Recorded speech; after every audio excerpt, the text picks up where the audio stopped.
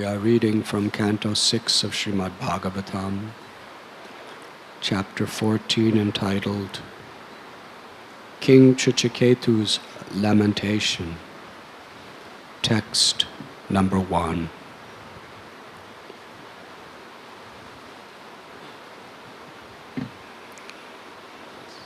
For the previous several chapters, Shukadeva Goswami has narrated the inconceivable story of the demon Vritrasura. How due to Indra's carelessness, he suffered, losing everything. And his entire dynasty and race of people had to follow the same course.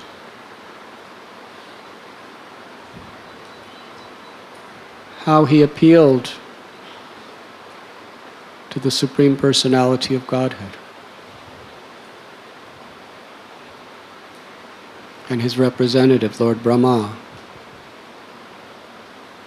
and was given a chance to restore everything. But due to ingratitude, committed another offense.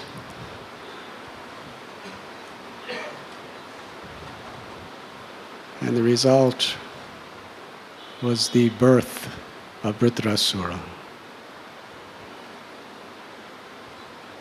We cannot fathom the horror of this personality, what he looked like, what he sounded like. There is no special effects animation that, with all the technology at hand in the 21st century, that could ever even give a semblance of who was this Vritrasura. His body covered the sky. He was the personification of anger. And he was the number one enemy of all the demigods. And the entire race of demons, asuras, stood behind him and made him their leader. And he faithfully led them forward.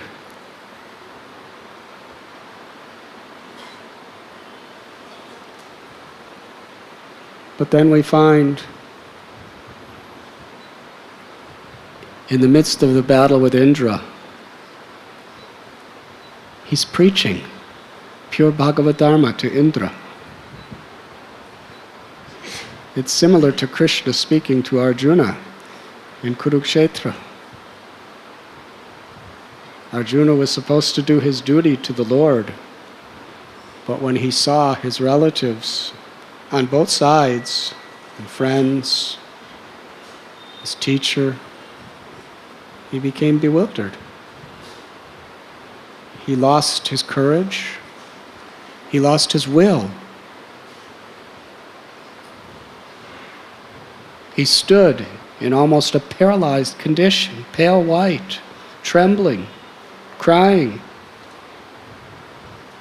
Krishna spoke transcendental knowledge to him at that time. Now here is Indra.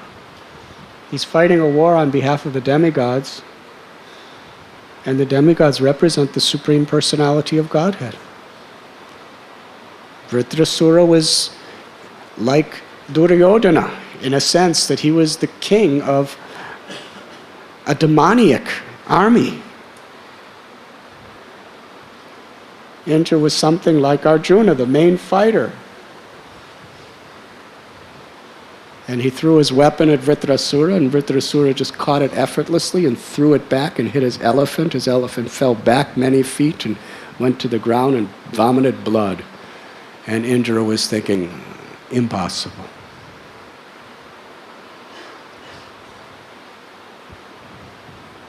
He is the weapons that conquer anyone in this creation. He's dealing with like an insignificant toy. Indra lost his intelligence. He lost his will to fight. He was trembling. He was pale white. He considered it hopeless. And Vritrasura preached Bhagavatam to give Indra the will to fight, do his duty to God.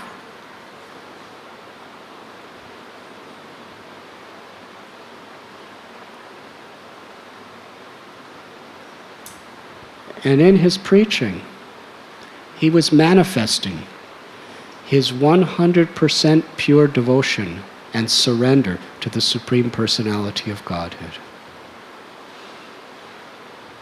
He had absolutely no attachment to his body, to anything he possessed. He had no false ego. He simply wanted to serve the Lord according to the Lord's wish, and he was looking forward to dying and going back to Godhead. And he did. He entered into Mahasamadhi, meditating on the pastimes of the Supreme Lord, completely. Even though Indra was in the process for a long time of cutting off his head, it didn't disturb Vritrasura's meditation on the Lord even for a second. Now we're chanting japa.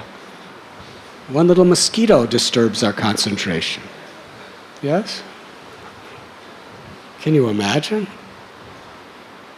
Having Indra with his thunderbolt cutting off your head?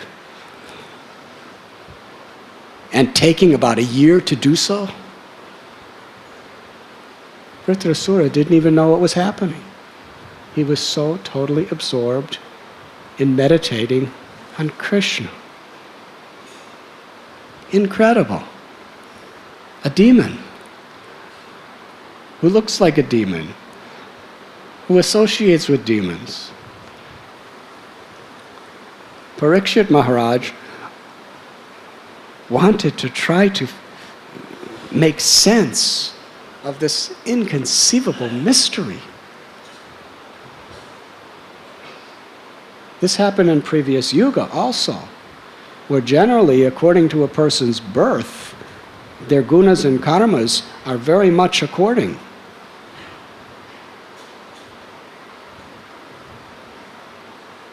And a person's association. How is it?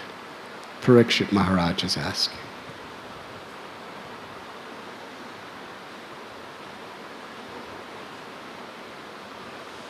In other words, he's asking, why did the Lord stage a pastime like this?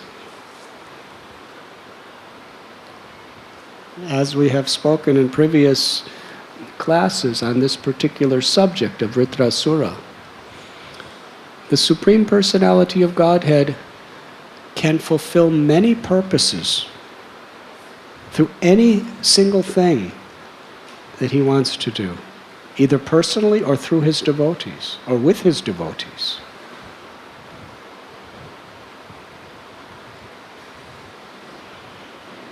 Now this story of Vritrasura is a major part of the Srimad Bhagavatam.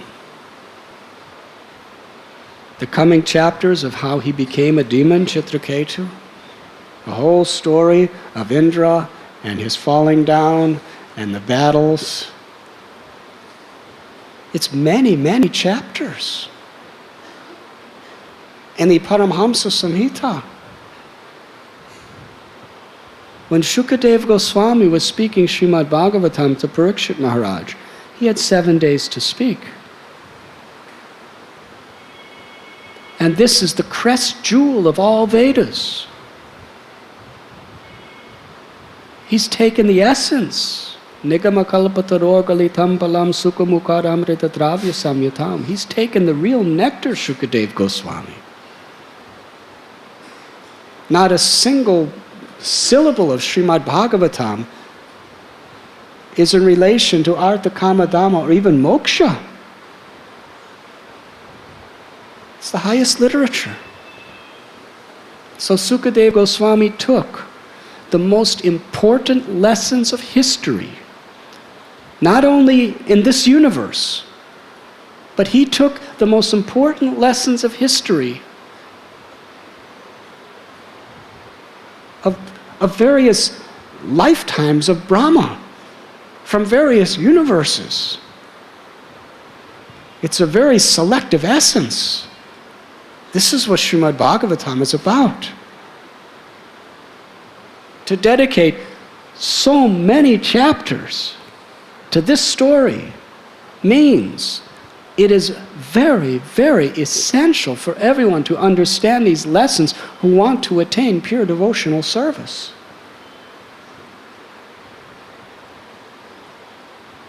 That is why Srila Bhakti Siddhanta Saraswati Thakur, he insisted you begin at the very, very first sloka of Srimad Bhagavatam and study it deeply.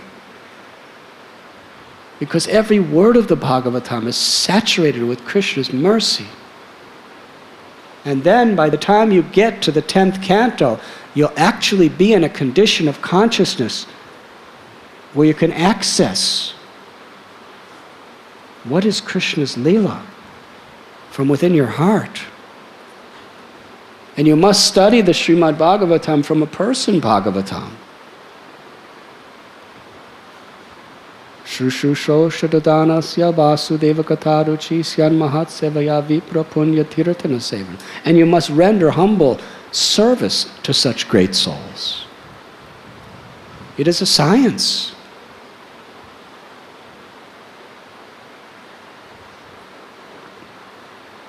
One of the lessons we're learning here is the Lord's inconceivable will is oftentimes incomprehensible to our intelligence.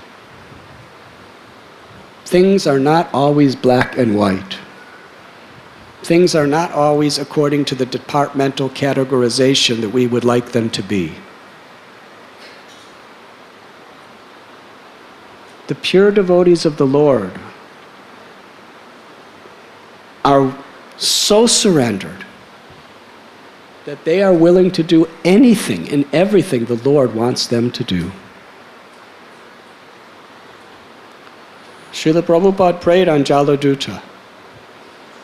He didn't say, make me a great guru. He didn't say, make me the founder acharya of the International Society for Krishna Consciousness. He didn't even say, let me do my work and then go back to Godhead. He asked, let me be your puppet and make me dance as you want me to dance. This is a pure devotee. Simply wants to be the Lord's puppet.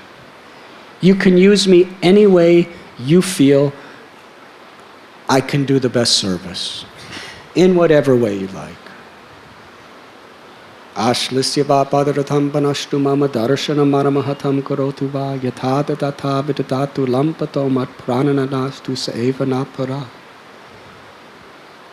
This is the conclusion of Shikshastakam. Dear Krishna, you can do with me anything you like. You can make me blissful by embracing me, or you can make me suffer miserably by not being present before me. Or you could humiliate me by trampling upon me. A devotee doesn't mind being humiliated before the whole world and understood by no one. If that is the will of the Lord, that is called love, pure love.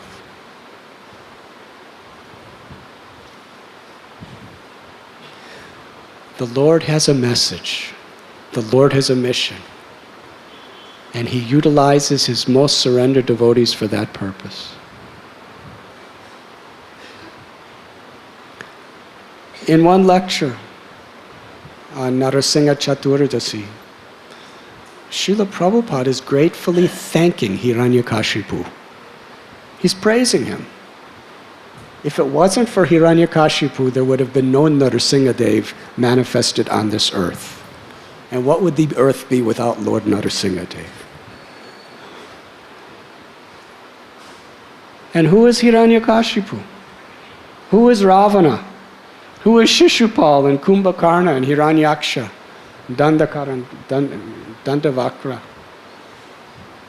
Devotees.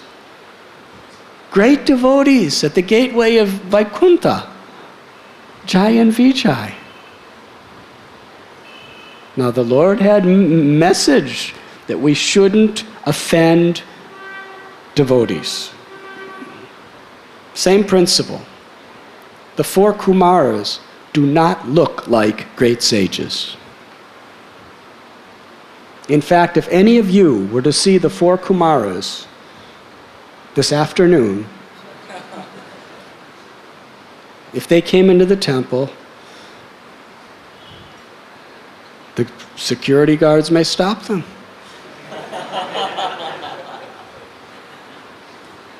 According to the Radha Gopinath's rules, you have to wear clothes to enter this temple.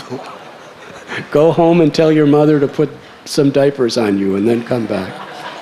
Yes, definitely the security guards would stop them.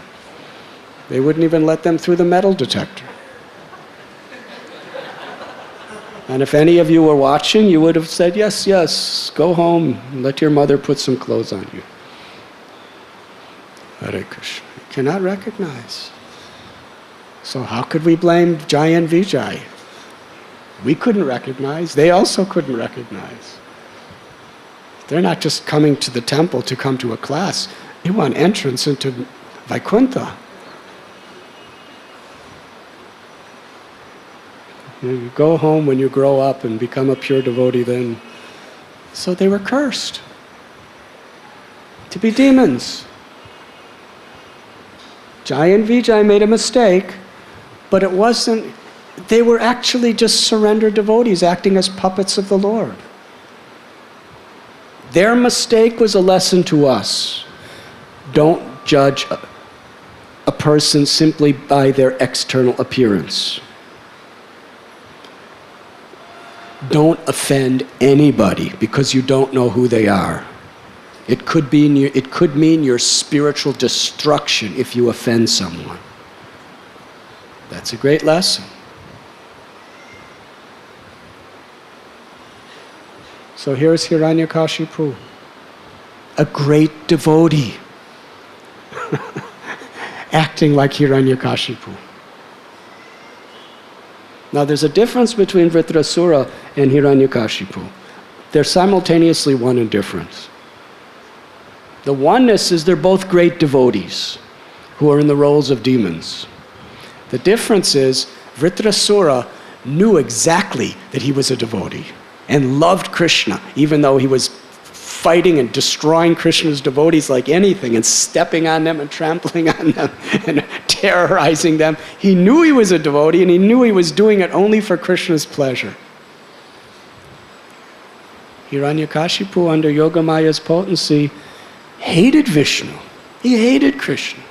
From his heart. He wasn't just pretending to hate Krishna. He really hated Krishna. And he hated Prahlad because of his love for Krishna. He didn't know he was a devotee. He was really dreaming. Here he is, a devotee from the gateway of Vaikuntha, who forgets everything about and just really thinks he's a demon. Absolutely contaminated by arrogance and lust and greed. But in truth, they're both just puppets of the Lord, just acting as the Lord wants them to act. Now, how many people have spoken horribly about Hiranyakashipu since the Satya Yuga when this happened?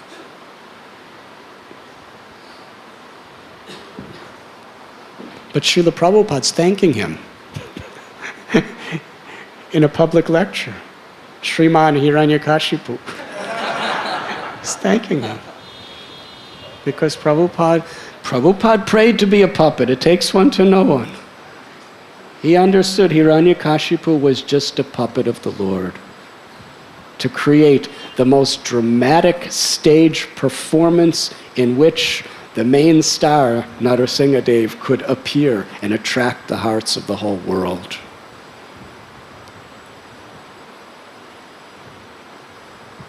And even great personalities cannot always identify such a puppet in the hands of the Lord.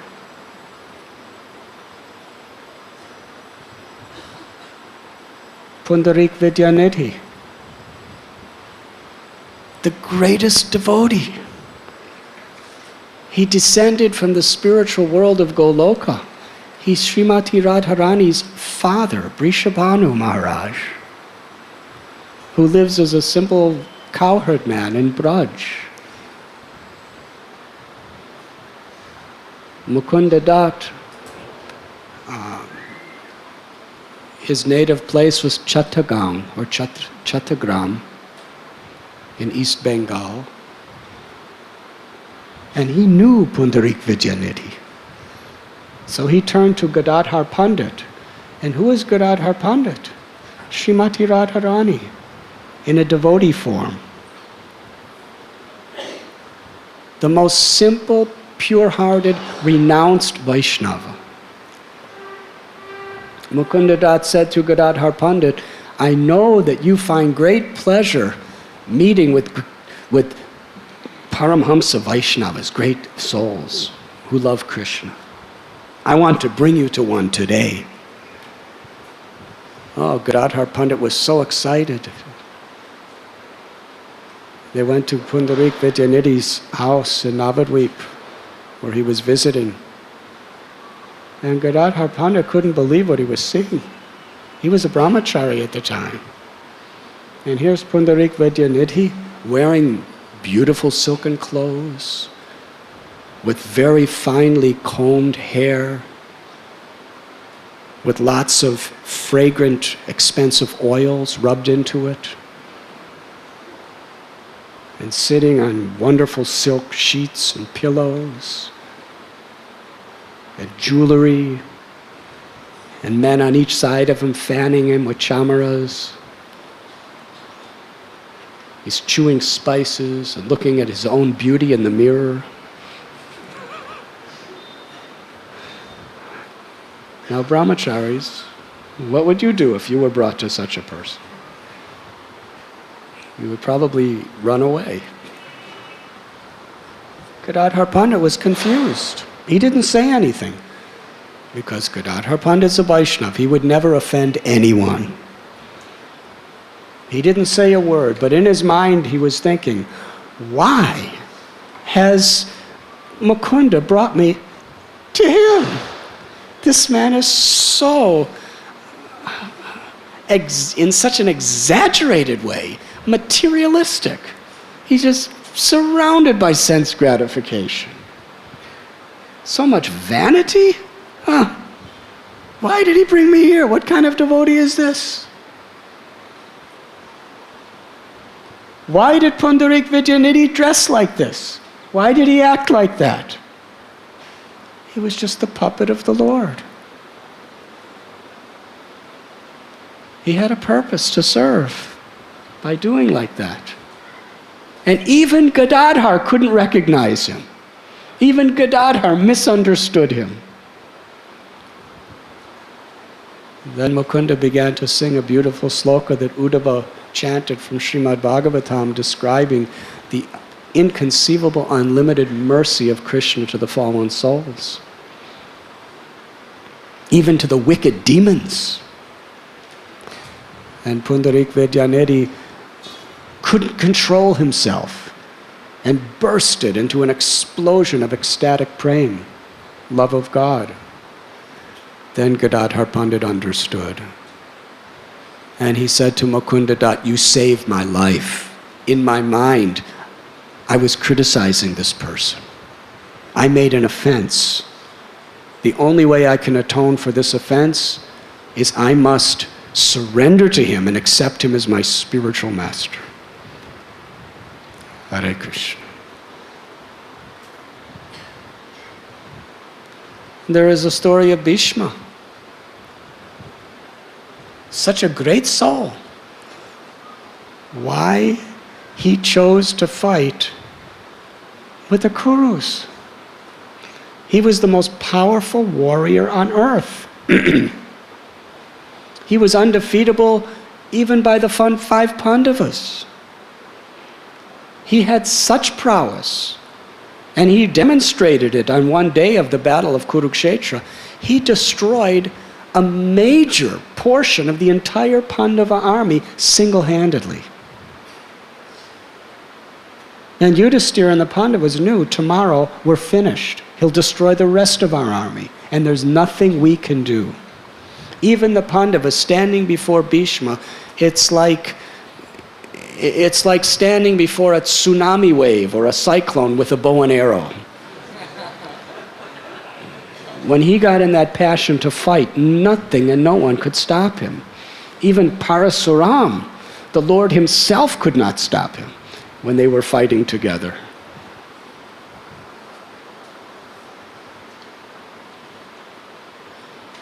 Why Bhishma took the side of the Pandavas? I mean of the Kurus, against the Pandavas. He's a great devotee of Krishna. He knew everything. He knew the insides and the outsides of the crooked, wicked envy of Duryodhana. He witnessed how Duryodhana was trying to murder the Pandavas. Again and again, cheated them. From an external point of view, it's said because he was honoring the king.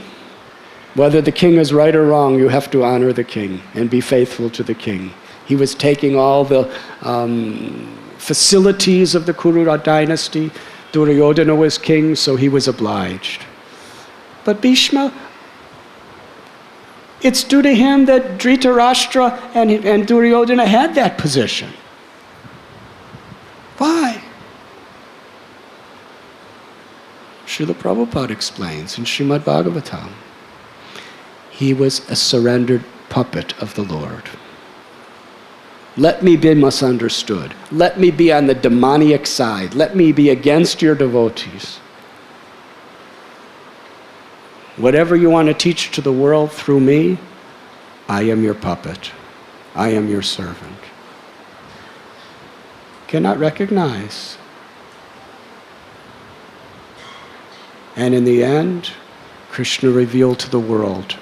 Just like in the end, he revealed Vritrasura's glories to the world. Neither of them were really exposed for their supreme glories until the verge of death.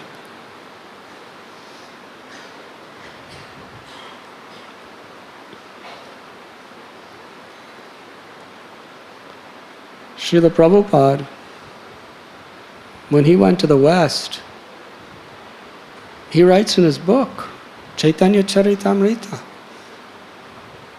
that associates of Lord Chaitanya are being born in the Western world just to help his mission to spread all over the world.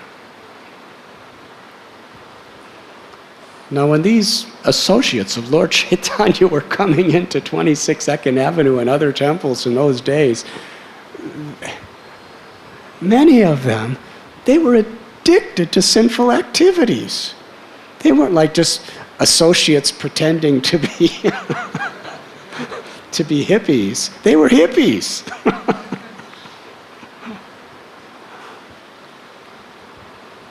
They were taking drugs, having illicit sex, eating meat their whole life from the mother's womb on.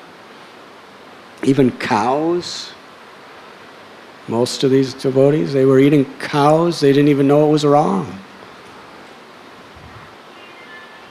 What would the Brahmins, the Smarta Brahmins think? Giving the sacred thread to someone who has been eating cows for 25 years? Huh? Just a couple years later? Hardly. They had no conception of God. They didn't take baths.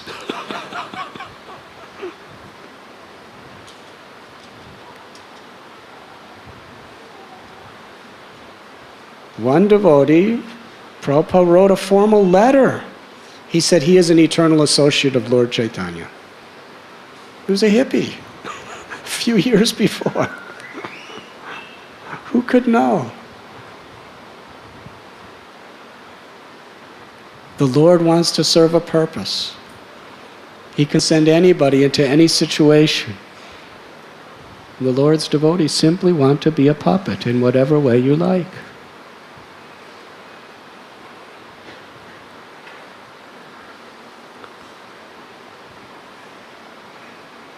And the theme of this class that we're trying to extract from this verse particularly is a particular statement Prabhupada made on several occasions about not only devotees, but even people who come to the temple. Do not mistreat them. You do not know who they may be.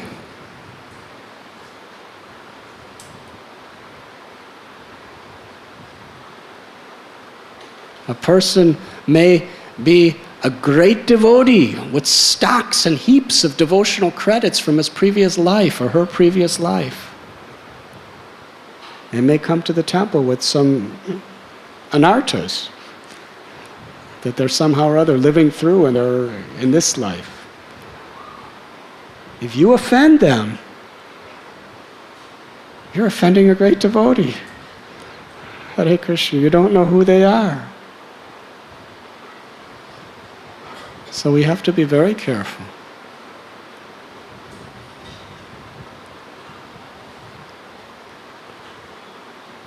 But another lesson is the glory of a Vaishnava. And the glory of Krishna's love for a Vaishnava. Here is Chitraketu. In the coming chapters, the classes will go into great detail about his Leela. Chitraketu Maharaj, he was a pious religious king who had too much attachment to family life, lamented like anything because he had no son. When the great sages and rishis came to his house, he didn't beg for pure love of God, he begged for a son. He got a son, created envy amongst the other co-wives. They murdered the son died, and he suffered. Nobody could understand how much he suffered. He really, really suffered. He was tormented. Mental suffering is so excruciating. Rarely do people commit suicide because of severe physical suffering. But very often, especially in this age of Kali, people commit suicide because of mental suffering. Depression is the #1 reason for such a sinful act as suicide, where you just don't even want to live. Such anguish he was in. He couldn't do anything except lament. And then by the mercy of the Vaishnava Narada Muni, he was enlightened.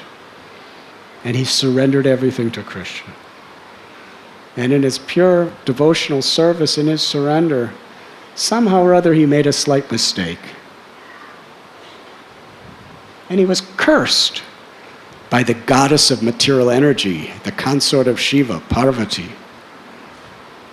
How would you like to be cursed directly by goddess Parvati? That's a serious curse. It's not like there's a question of whether that curse will take effect or not.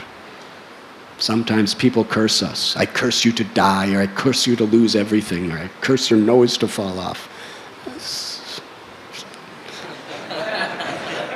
Who takes those curses seriously? Just, I'll chant Hare Krishna and Krishna will protect me. But goddess Parvati curses you to be a demon and go to hell? That's your destiny. He accepted. He was a surrendered soul. He was a puppet of the Lord. He understood Krishna was speaking through Parvati.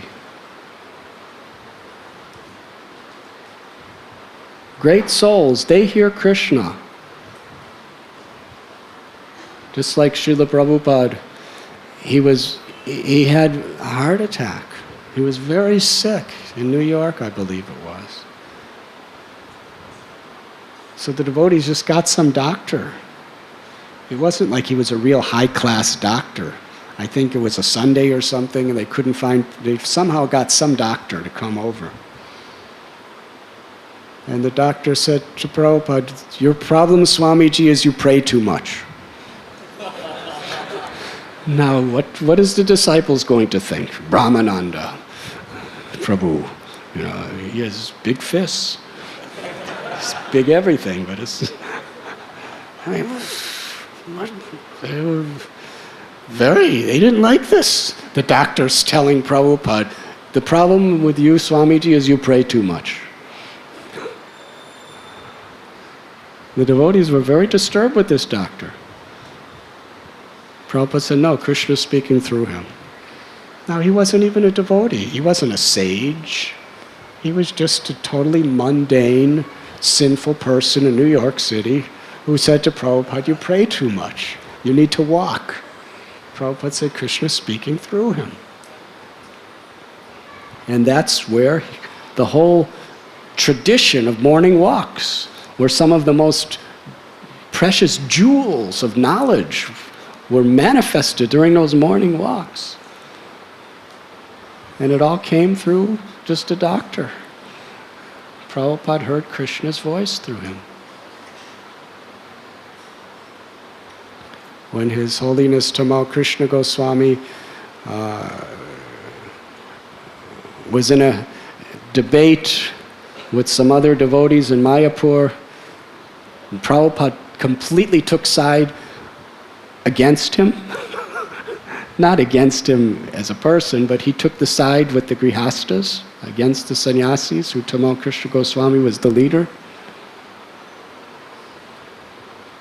He just made a statement, which is a common statement in America.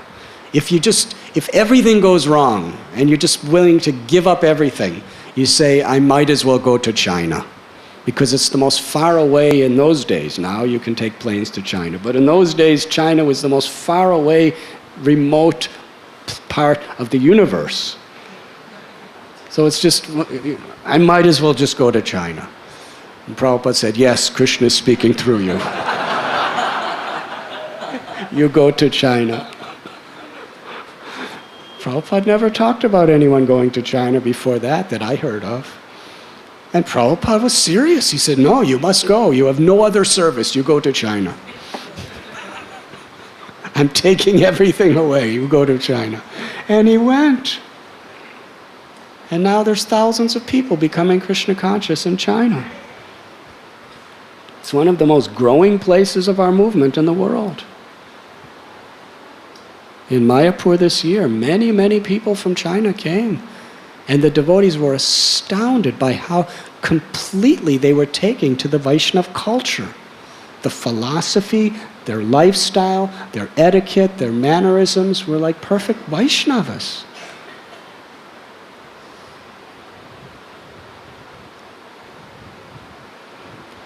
Prabhupada heard Krishna's voice.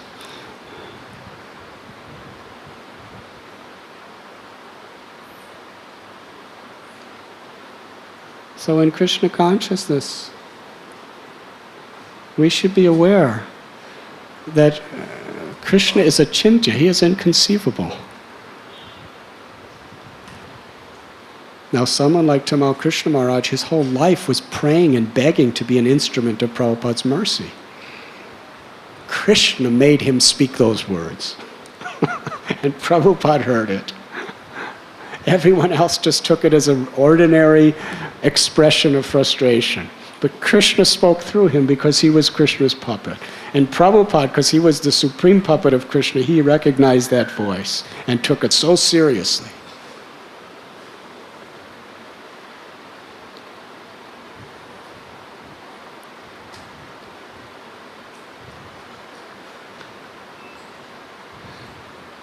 So this beautiful story is showing us how Chitraketu made a mistake, apparently, and he was given an unbelievable curse to have a hellish existence as a demon.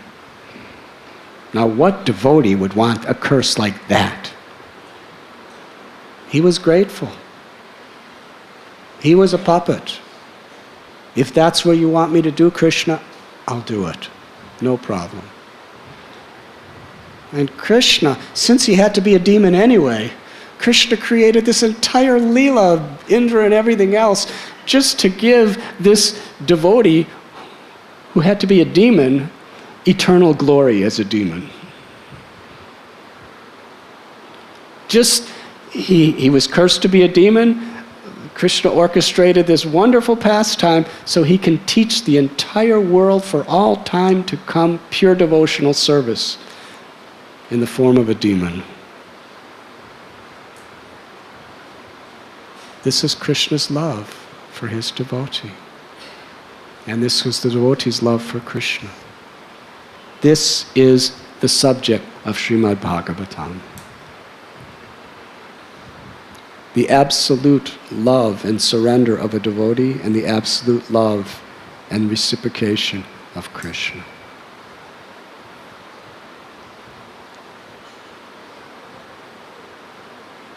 So please, devotees may be passing through difficult times, but they may be very, very, very great personalities. Be careful how you deal with them. We don't know who they are. And every advanced senior devotee we have today, some years back, was not a devotee, at least visibly. And then the next stage they became new devotees, junior to everyone.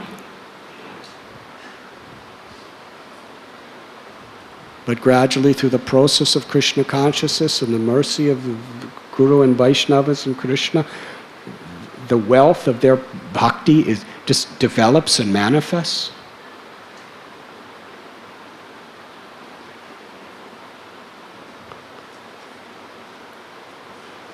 When they're new, or when they're young devotees and they're making mistakes, it's easy to just, I'm better than you. But a few years later, you may be regretting what you have done. Because Krishna sees. Therefore, Chaitanya Mahaprabhu made the process of Krishna consciousness very simple. This is in the pastime where Advaitacharya took the role of a Mayavadi. It was teaching Yoga Vasishta from a Mayavadi's point of view. Now this is amazing. For a person who didn't know Advaitacharya intimately, they would just think he was a Mayavadi, because he was preaching Mayavad. Which is better? Devotion to Krishna or impersonal or impersonalism? He said, in all times, in all situations, in all cases, all the scriptures ultimately declare that impersonalism is better. So he answered the question. And he had all these students there listening. They didn't know exactly what his inner consciousness was. He says, impersonalism is like the eyes, and devotional service is like a mirror. What is the use of a mirror without eyes? Hare Krishna. Now Lord Chaitanya heard this, and he became so angry, he started beating. He dragged Advaitacharya off his high seat where he was giving his teachings. He beat him. And Advaitacharya was so happy. That was his goal, to get beaten by the Lord.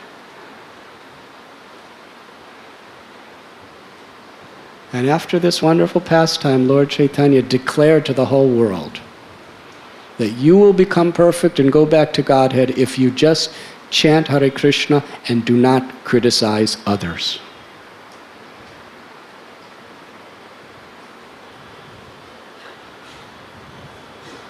Because every living being is part of Krishna. And we don't know who that person may be. Even if a person is demoniac, he might actually be a devotee. Just going through some special purification or karma. One wonderful devotee I used to know, his first association with other devotees was beating them up. He would see them on Nam Sankirtan and he would think, who are these nonsense people with shaved heads, wearing dresses, dancing in the streets of New York? He used to fight with them physically. But somehow or other, by associating in that way, he became a devotee.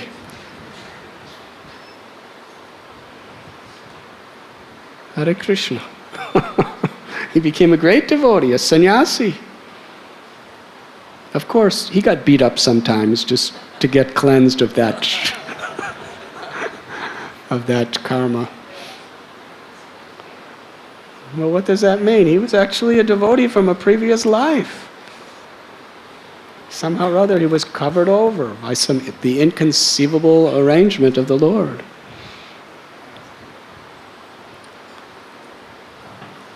So obviously, we must maintain certain standards, we must maintain certain rules. We must discriminate who we are going to associate with and who not to, but we should not offend anyone. We should understand, I don't know who this person is. I know that what he's doing now or what she's doing now, I have to be a little careful because but we have to deal with them with a certain grace. Amanina manadena. If you want to chant the holy name properly, you must offer respect to others and expect none in return. Thank you very much.